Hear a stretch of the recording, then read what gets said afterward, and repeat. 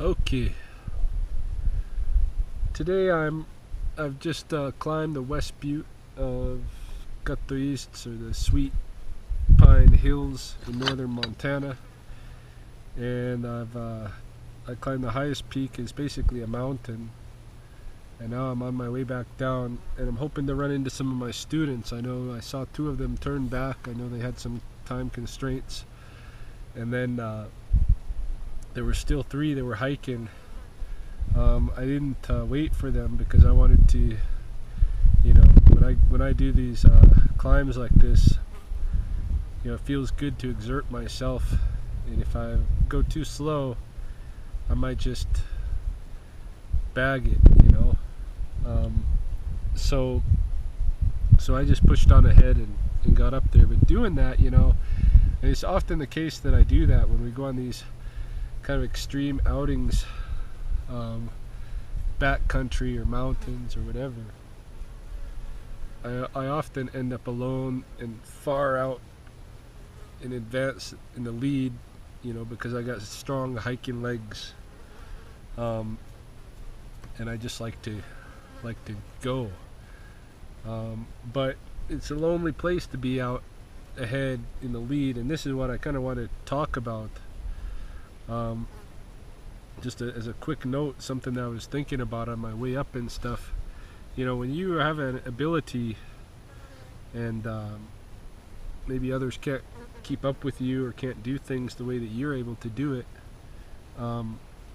it can be a lonely place. And even today, like out here with my students, I should have about 20 students out here, and I've really got about 5. And a lot of people get either intimidated by the idea of doing something like this, going on such an extreme hike. But they're young people, and they should be able to do this. And my thinking is, I wish that there were elders that were in good shape that could come out here with us, because it would sure be nice to have, an elder's perspective on this place and this experience. But the elders, none of the elders that I know can do this. And for myself, I hope in 20 years, 30 years, 40 years, when I'm 60, 70, 80 years old, I hope I'm still going to be able to go up and down these mountains. Today I really didn't feel like coming out. I wasn't really motivated, and in fact I got a head cold, and I've just been kind of miserable.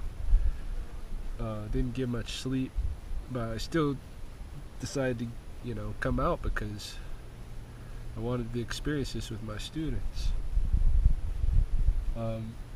I kind of feel like taking care of your health is almost like an ethical responsibility, because if you're not healthy, you really are taking away from the experiences of others. I mean, it's one thing if you fall sick, or you get injured in a way that you can't help it. But if you just have poor diet and not enough exercise and stuff, and then you're not able to do things, I see that as really it's really selfish. You should be able to be active and stuff and participate in things with younger people or people that are healthy. And far too many in our community and where I live are not healthy, and I sure would like to see that change. I'm going to promote it any way that I can, just in my own lifestyle and in my teaching, and taking my students on excursions like this. Maybe when my students are elders, maybe some of them are going to still be able to go up and down these mountains. I hope so. But yeah, that was my thought. My thought was two things. One, that it can really be a lonely place when you're able to do things other people can't do.